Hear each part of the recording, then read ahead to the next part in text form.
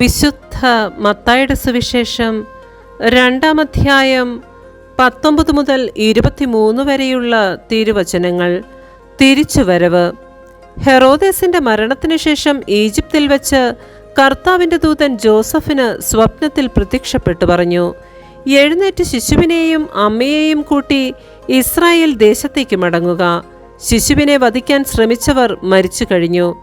അവൻ എഴുന്നേറ്റ് ശിശുവിനെയും അമ്മയെയും കൂട്ടി ഇസ്രായേൽ ദേശത്തേക്ക് പുറപ്പെട്ടു.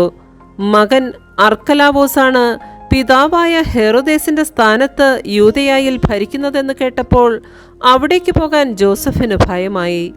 സ്വപ്നത്തിൽ ലഭിച്ച മുന്നറിയിപ്പനുസരിച്ച് അവൻ ഗലീലി പ്രദേശത്തേക്ക് പോയി. അവൻ നസ്രായൻ എന്ന് വിളിക്കപ്പെടുമെന്ന് പ്രവാചകൻ വഴി അരുളി ചെയ്യപ്പെട്ടത് നിവർത്തിയാകുവാൻ നസ്രത്ത് എന്ന പട്ടണത്തിൽ അവൻ ചെന്നു പാർത്തു. നമ്മുടെ കർത്താവായ മിശിഹായ്ക്ക് സ്തുതി.